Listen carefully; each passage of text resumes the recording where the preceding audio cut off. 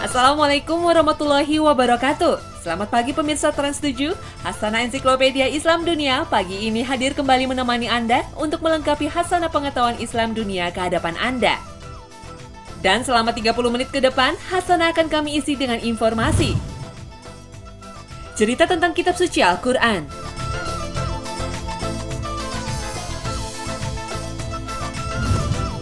Benteng bersejarah Islam dunia. Aneka jenis makanan yang diharamkan menurut Al-Quran.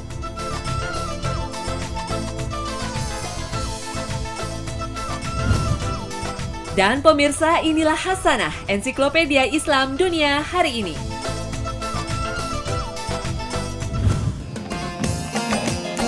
Kitab suci Al-Quranul Karim menjadi pedoman kaum muslimin menjalani kehidupan di dunia. Kitab suci Al-Quran menjadi cahaya kehidupan manusia-manusia muslimin. Kitab suci Al-Quran menjadi warisan Nabi Muhammad SAW kepada umatnya. Dan bagaimana kisah lahirnya kitab suci Al-Quran? Kami jadikan sebagai informasi pembuka di Hasanah pagi ini.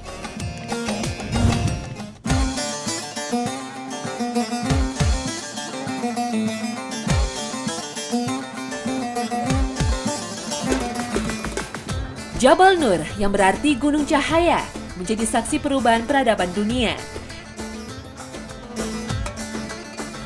Terletak 6 km sebelah utara Masjid Haram di Makkah Mukarramah.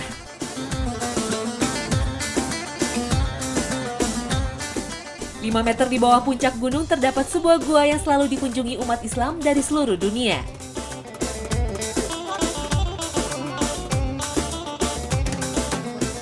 Medannya cukup sulit. Tak ada titian tangga yang teratur. Peziarah harus mendaki melewati batu-batu terjal. Jalan bertangga baru ada di 3/4 perjalanan. Inilah Gua Hiro. Tempat yang digunakan Rasulullah SAW untuk menyendiri. Dan di sini pula pertemuan pertama Rasulullah dengan malaikat Jibril yang mengawali turunnya wahyu pertama.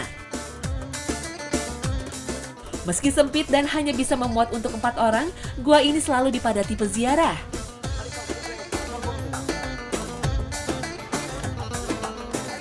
Sebenarnya tempat ini bukan lokasi yang dianjurkan untuk dikunjungi, karena bukan tempat suci untuk ibadah. Namun begitu, para peziarah selalu antusias untuk mencapai tempat ini.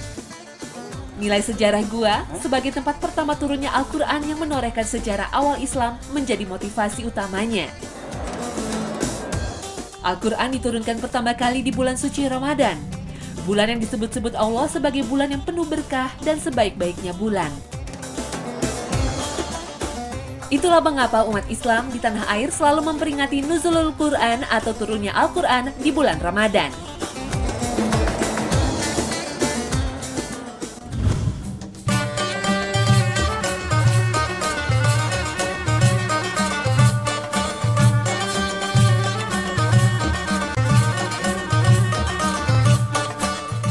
Al-Quran secara bahasa berarti bacaan atau sesuatu yang dibaca berulang-ulang. Inna 'alaina jam'ahu wa qur'anah fa idza qara'nahu fattabi' qur'anah. A'udzu billahi minasy syaithanir rajim. Karena itulah membaca Al-Quran sangat dianjurkan bagi umat Islam dan membacanya termasuk ibadah, tidak seperti umat-umat terdahulu. Kitab Al-Quran tidak diturunkan kepada Nabi Muhammad sekaligus, tapi dengan cara berangsur-angsur selama 22 tahun. Sejak diturunkan, para sahabat Rasulullah selalu menjaga dan menghafalkan serta mengamalkannya. Sebagian yang lain mencatatnya di pelepah kurma, batu-batu, tulang, dan beberapa media lain yang ada di sekitar mereka. Inilah yang membuktikan bahwa penulisan atau pencatatan Al-Quran sudah dimulai sejak Nabi Muhammad SAW. Catatan-catatan ini kemudian dikumpulkan sejak Khalifah Abu Bakar dan akhirnya selesai di era Utsman bin Affan. Beberapa peristiwa yang terjadi di kalangan sahabat dan peperangan-peperangan yang terjadi setelah wafatnya Rasulullah menjadi motivasi pengumpulan Al-Quran ini. Itulah upaya besar yang dilakukan para generasi terdahulu untuk menjaga keaslian Al-Quran, sehingga tidak terjadi penyelewengan atau pemalsuan. Upaya menjaga Al-Quran pun terus dilakukan dari generasi ke generasi.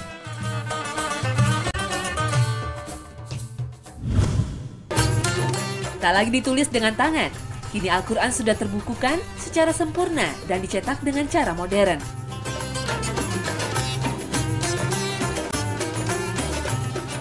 Di Saudi Arabia, tepatnya di Madinah Al-Munawwaroh, berdiri percetakan Al-Quran terbesar di dunia dengan kapasitas cetak 30 juta eksemplar per tahun.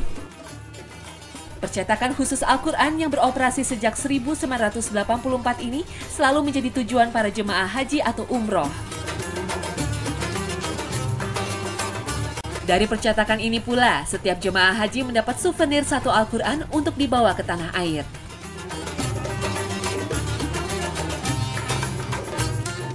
Sekitar 2.000 orang bekerja di percetakan yang bernama Komplek Malik Fad ini. 900 diantaranya para pengawas dan terdiri dari para ulama dan penghafal Al-Quran.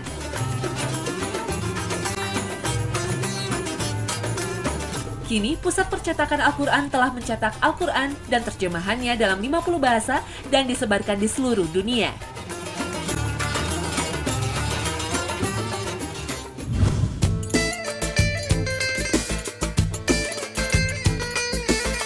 Sementara di tanah air, percetakan Al-Quran pertama baru berdiri tahun 2010.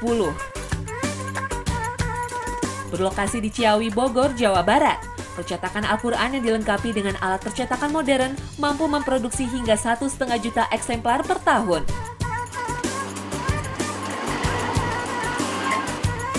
Untuk menghasilkan cetakan Al-Quran tanpa kesalahan, dibutuhkan bahan baku serba istimewa dengan proses yang ketat hingga 7 tahap di bawah pengawasan para ahli di bidangnya.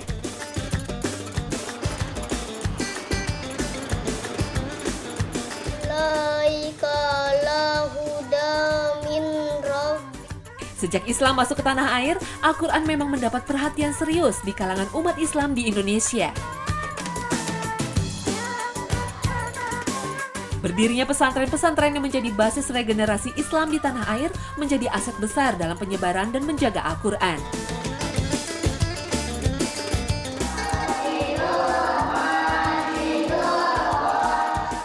Pesantren-pesantren yang dulu lebih memfokuskan pada pendidikan agama pun semakin banyak yang memberikan porsi hafalan Al-Quran.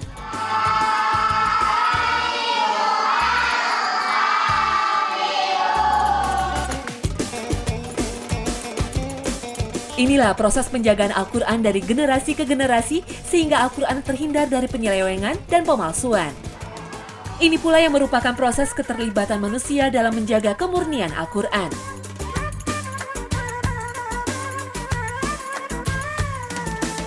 Kemurnian Al-Quran sudah dijamin langsung oleh Allah Subhanahu wa Ta'ala, Zat yang menciptakan dan menurunkan Al-Quran.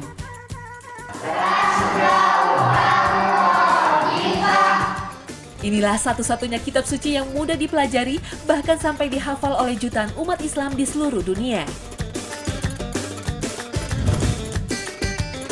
Bagaimana sejarah kejayaan Islam jika dilihat dari peninggalan berupa benteng-benteng besar di dunia? Hasanah Ensiklopedia Islam Dunia akan mengulasnya sesaat lagi usai jeda berikut ini. Tetap di Hasanah Ensiklopedia Islam Dunia, karena Hasanah akan segera kembali.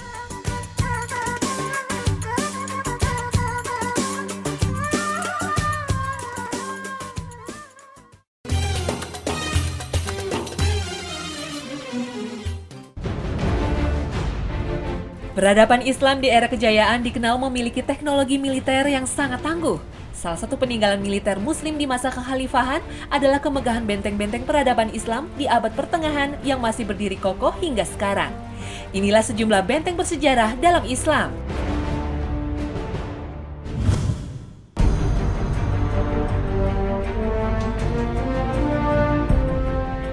Benteng Salahuddin Al-Ayyubi, 37 km dari kota Latakia, kawasan barat Syria, kini tak lagi tampak kemegahannya. Tembok-tembok benteng dan fasilitas di dalamnya tak lagi utuh. Rumput dan tanaman liar bahkan banyak menutupi fasilitas dan bangunan dalam benteng. Padahal benteng ini dulunya adalah salah satu benteng paling megah dan romantis di abad pertengahan. Di tempat ini dulu Salahuddin Al-Ayyubi memobilitas pasukannya dalam salah satu episode Perang Salib.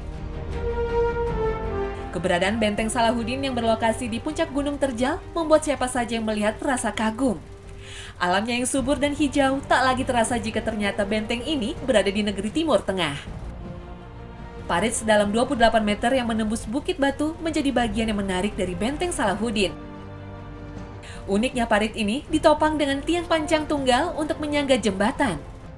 Benteng ini sekalipun menyandang nama sang pahlawan, sejatinya bukanlah dibangun oleh Salahuddin.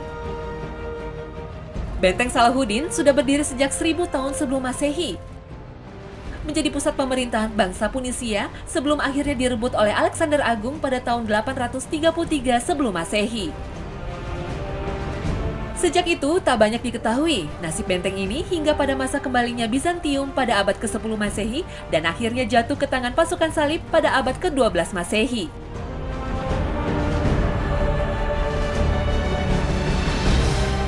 Pada tahun 1188, Salahuddin Al-Ayyubi merebut benteng dari pasukan salib.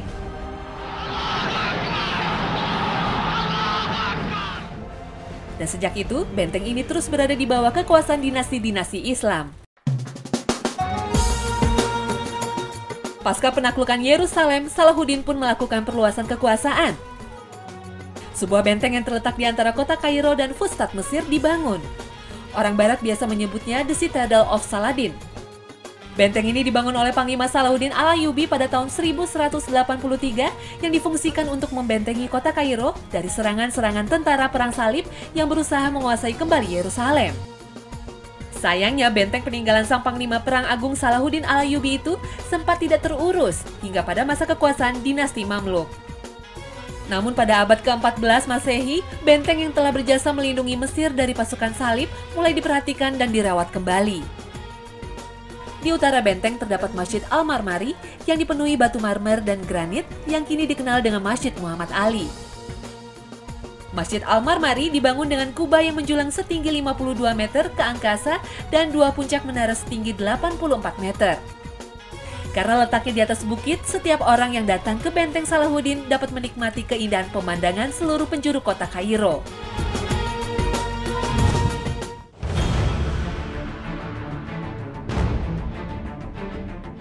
Orang Arab menyebut benteng kokoh di puncak gunung ini dengan sebutan Qal'at al-Hisan atau benteng berbenteng. Orang Eropa menyebutnya Krak de Sefaije atau istana untuk para kesatria.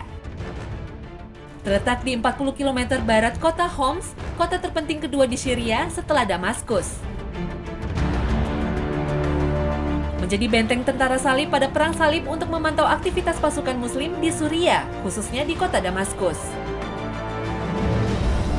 Lokasinya strategis karena dapat memantau dengan mata telanjang semua aktivitas di sekitar benteng. Itu sebabnya pasukan salib merebutnya dari suku Kurdi pada tahun 1142 yang sebelumnya menggunakan tempat ini untuk memantau lalu lintas perdagangan di jalur laut Mediterania. Benteng ini pun menjadi penting bagi pertahanan pasukan salib. Mereka menambah bangunan benteng yang kokoh untuk pertahanan.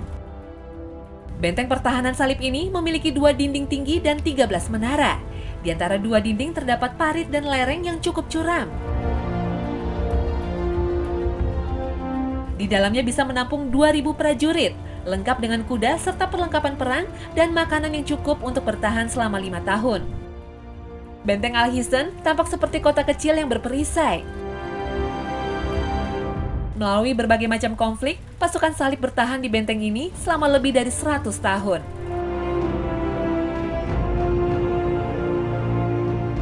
Namun pada tahun 1271, benteng Al-Hisan dapat direbut kaum muslimin di bawah Sultan Beyber dari dinasti Mamluk setelah pertempuran terus-menerus selama 1 bulan.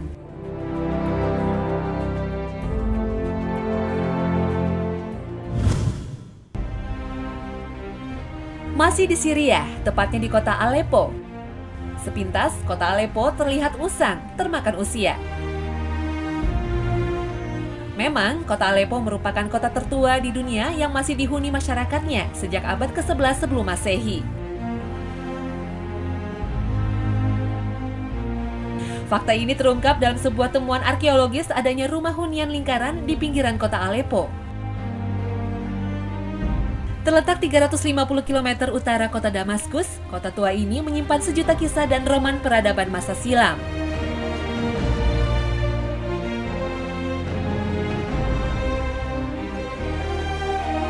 Sebuah benteng megah dalam bentuk melingkar menjadi saksi bisu adanya peradaban besar yang pernah mendominasi kawasan ini.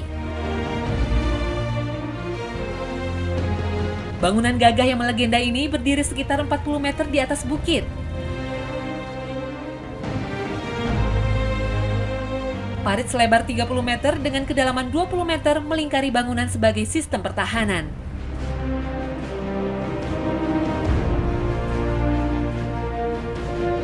Pada abad ke-4 sebelum Masehi, untuk pertama kalinya di tempat ini dibangun markas militer untuk pertahanan kota oleh pendiri kerajaan Seleucid. Posisinya yang sangat strategis menjadikan tempat ini jalur perlintasan dagang terpenting antara kerajaan-kerajaan Mesopotamia dan Mesir.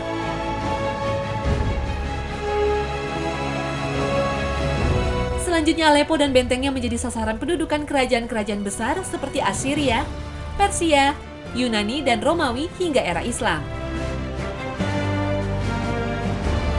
Pada tahun 637 Masehi, pasukan Islam di bawah komando Abu Ubaidah bin Jarrah dan Khalid bin Walid berhasil memasuki Aleppo melalui Antakya. Benteng ini juga merupakan kastil tertua dan terluas di dunia.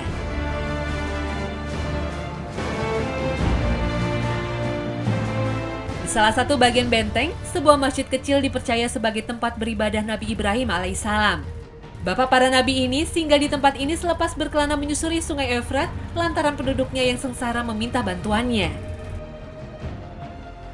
Di tempat ini, Nabi Ibrahim dipercaya memerah susu sapi putih dalam jumlah besar. Itu sebabnya daerah ini dinamai kota Haleb atau Aleppo yang artinya memerah susu.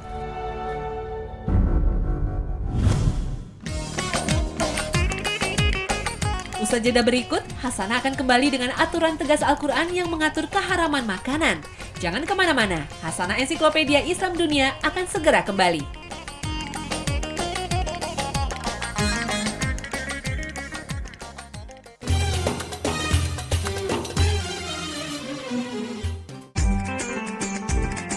Terima kasih Anda masih bersama Hasanah Ensiklopedia Islam Dunia. Pemirsa Hasanah, informasi di paruh ketiga ini akan kami isi dengan aturan tegas dalam Al-Quran yang mengatur tentang keharaman makanan. Sebaik-baiknya makanan adalah yang tidak diharamkan ajaran Allah dan Rasulullah SAW. Dalam kitab suci Al-Quran disebutkan makanan yang diharamkan dikonsumsi oleh umat muslim.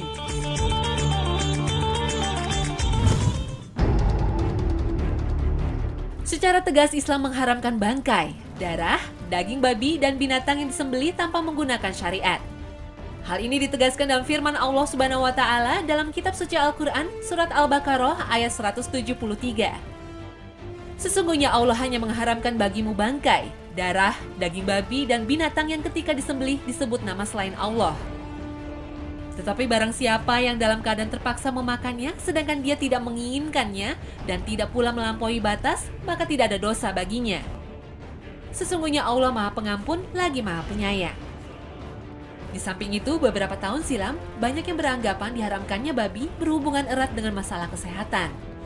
Karena kebiasaan babi yang selalu hidup di tempat yang kotor dan cara pembudidayaan yang tidak higienis. Karenanya, memakan daging babi dapat menyebabkan sedikitnya 70 jenis penyakit masuk ke dalam tubuh manusia.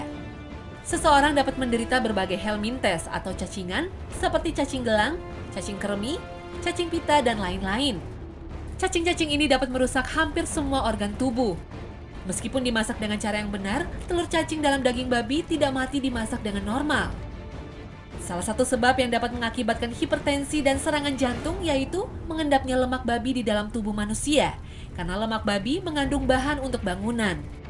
Dengan berdasar pada kitab suci Al-Quran dan alasan kesehatan dan juga yang menjadi relevan saat ini, semakin menjelaskan bahwa mengkonsumsi babi yang dapat merusak tubuh manusia benar-benar diharamkan. Dalam Islam, setiap perintah Allah Subhanahu wa Ta'ala pasti mempunyai tujuan yang terkadang manusia tidak mengetahuinya, dan umatnya mempunyai tugas untuk mematuhi perintahnya dan menjauhi larangannya.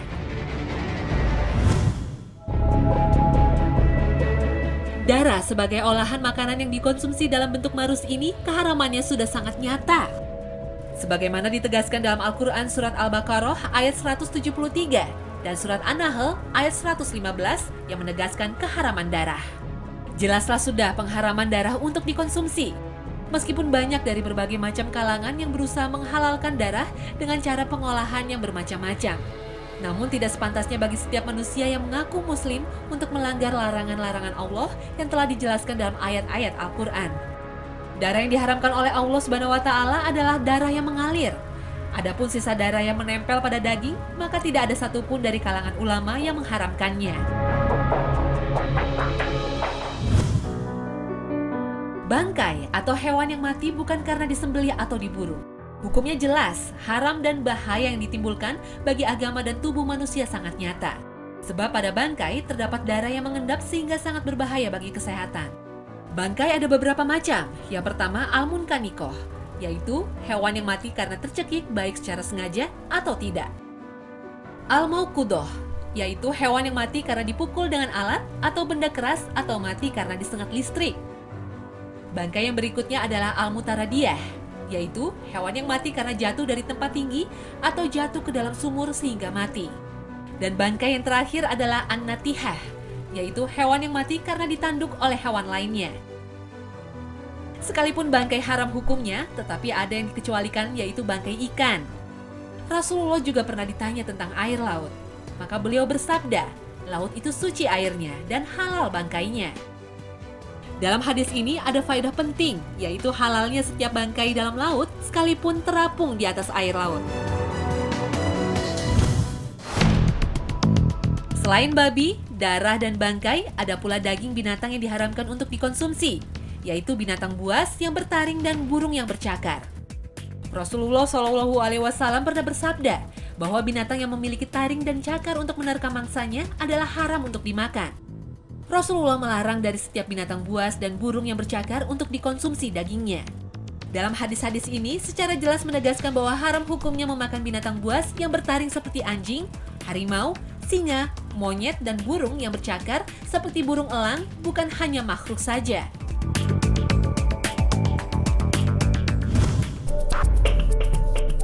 Sejauh ini belum ada dalil dari Al-Quran dan hadis yang sahih yang menjelaskan tentang haramnya memakan hewan yang hidup di dua alam, laut dan darat. Binatang yang hidup di dua alam asal hukumnya adalah halal, kecuali ada dalil yang mengharamkannya. Katak misalnya. Katak diharamkan bukan karena habitatnya yang hidup di dua alam. Katak secara mutlak diharamkan karena termasuk hewan yang dilarang dibunuh. Imam Syafi'i dan para sahabatnya mengatakan, setiap hewan yang dilarang dibunuh berarti tidak boleh dimakan. Karena jika seandainya boleh dimakan, tentu tidak akan dilarang membunuhnya. Selain itu yang menegaskan keharaman katak yaitu dari Abdurrahman bin Utsman Al-Qurashi, bahwasannya seorang tabib pernah bertanya kepada Rasulullah tentang katak dijadikan obat. Lalu Rasulullah melarang untuk membunuhnya. Haramnya katak secara mutlak merupakan pendapat Imam Ahmad dan beberapa ulama lainnya, serta pendapat yang sahih dari mazhab Syafi'i.